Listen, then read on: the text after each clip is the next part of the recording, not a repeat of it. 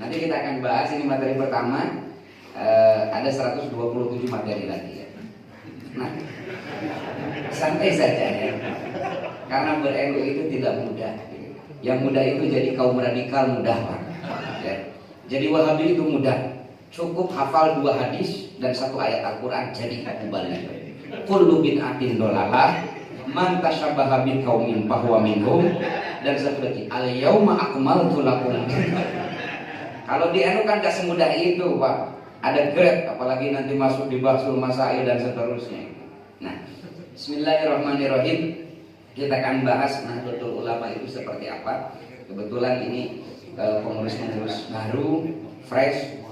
Ini bagi yang sudah tahu ini hanya mengulang saja, bagi yang belum ini perkenalan kita terhadap Nahdlatul Ulama. Nahdlatul Ulama itu apa? Nah, pertama ini pidato Kiai Hasyim Asy'ari sebagai pembuka terhadap niat kita ber-NU. Sesungguhnya Jamiah NU ini adalah jamiah yang memperjuangkan keadilan dan kemaslahatan, membangun kedamaian dan kebajikan untuk seluruh umat. Maka jamiah NU ini akan terasa manis di mulut orang-orang baik, tetapi terasa menyumbat di kerongkongan orang-orang yang jahat. Makanya dari dulu yang nyinyir, yang ya antipati terhadap NU, yang fitnah itu biasa Pak. Jadi santai saja ketika nanti banyak yang menggoreng isu tentang NU, santai saja. NU dulu pernah dituduh sebagai PKI Pak. Ketika NU gabung di kabinet Nasakom, nasionalis, agamis, komunis.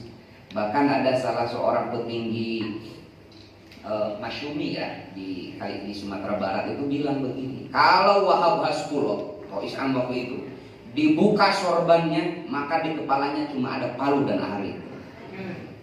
Tahun 55 itu. Santai saja. Ya, jadi kemarin ada PKI biasa. Dulu kiai kita dituduh PKI karena ketidakpahaman, ya. Karena ketidakpahaman dan memang karena kebodohan mereka. Nah, yang pertama kita akan mengenal dulu Napaktilas. Kebetulan kemarin kita memperingati hari lahir Nahdlatul Ulama ke-95. Kita napaktilas sepintas saja sebenarnya NU itu bagaimana, biar kita tahu sejarahnya secara singkat saja. Sebelum Nahdlatul Ulama berdiri Pak, hari Kamis Legi tanggal 16 Rajab 1344 Hijriah. Dan di dalam anggaran dasar Nahdlatul Ulama, hari lahir NU itu ambilnya Hijriah Pak, 16 Rajab nanti. Nah, yang bertepatan dengan tanggal 31 Januari 1926. Para ulama pesantren telah berperan mendirikan beberapa organisasi atau perhimpunan yang nanti menjadi cikal bakal Nahdlatul Ulama, dengan Kiai Wahab Hasbullah sebagai motor penggerak. Pertama, mendirikan Nahdlatul Wathon. Kedua, Nahdlatul Tujar. Ketiga, Taswirul Afkar. Baru nanti menjadi Nahdlatul Ulama. Bukan sederhana, bukan ujuk-ujuk Pak. Yang pertama, Nahdlatul Wathon.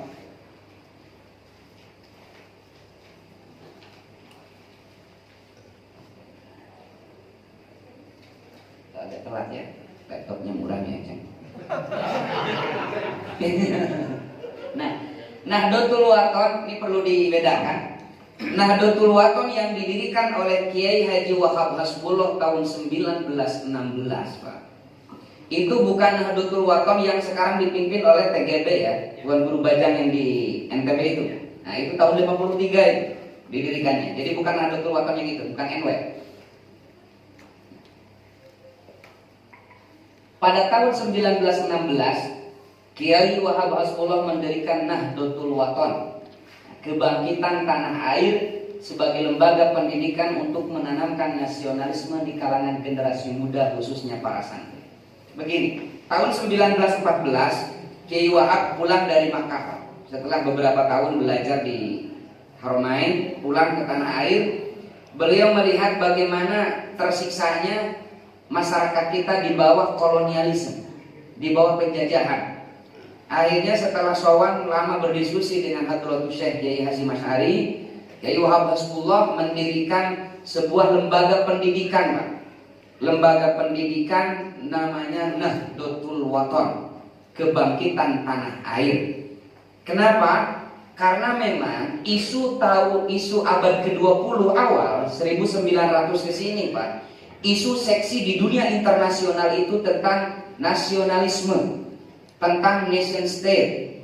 Jadi Kiai Wahab Hasbullah ini kiai tapi cendekia, santri tapi gaul, sehingga isu-isu internasional beliau update, Pak. Di luar negeri sana, isu yang sedang dibangun setiap negara itu tentang nasionalisme. Kiai Wahab pulang ke tanah air tidak ketinggalan membawa nasionalisme itu ala pondok pesantren. Nasionalisme. Nahdlatul Wathon itu saya beberapa lama mengecek bagaimana Nahdlatul Wathon itu sebenarnya. Jadi semacam lembaga kursusan, Pak. Nah, pesertanya adalah santri-santri senior dari beberapa pesantren di wilayah Surabaya. Dikirim, digodok selama 3 bulan untuk ditanamkan bagaimana nasionalisme dengan argumentasi agama. Biar punya khas bahwa nasionalisme kita bukan nasionalisme ala barat, tapi nasionalisme yang lahir dari pemahaman yang mendalam terhadap nusus syariah. Sehingga lahirlah satu lirik syair Subhanul Wathon. Yalal waton, yalal waton, yalal waton, hubul waton minal iman. Pakai to ya, jangan pakai don. Kalau pakai don, hubul wadon aja. Beda makna itu ya. Ini pakai to ya, hubul waton ya. Nah, lagu ini, Pak, dinyanyikan setiap pagi sebelum memulai acara belajar mengajar. Pembelajaran dimulai dinyanyikan lagu Subhanul Wathon ini untuk menggelorakan nasionalisme, ditanamkan di alam bawah sadarnya. Bahkan berani hubul waton minal iman, cinta tanah air merupakan bagian daripada iman. Kemarin ada mu'alaf yang baru kemarin sore belajar agama. Lagi musim sekarang itu dunia terbalik, Pak. Mu'alaf itu harusnya disuruh belajar, disuruh ngaji, bukan disuruh ceramah, Pak. Yang ceramah itu para ulama, para kiai yang sudah puluhan tahun mempelajari agama, baru disuruh ceramah. Ini baru kemarin sore masuk Islam, sudah ditinta ceramah, nyeramahi para kiai, Pak. Yang terjadi ya seperti itu. Ada viral di media sosial itu di YouTube. Kan dulu belajar agama itu qiraatul kutub, Pak, baca kitab. Sekarang itu kan qiraatul YouTube, baca YouTube. Dia bilang, apa itu nasionalisme? Hubul waton minal iman itu tidak ada dalilnya, tidak ada dari sananya. Lalu saya tanggapi, bukan tidak ada dalilnya, Anda saja yang belum tahu dalilnya. Lain eueuh itu nasia cangka ditu. Segala eueuh ditu ucan kadar itu. Nah, nanti ada khusus materi tentang wawasan kebangsaan. Nih, ini hanya sepintas saja. Dalil nasionalisme itu dalam Al-Quran dan hadisnya banyak sekali, Pak. Kiai kita tidak mungkin mengamalkan, mewariskan satu ajaran tanpa mempunyai referensi yang jelas dari sumber-sumber primer agama, Al-Quran, Sunnah, Ijma, dan Qiyas.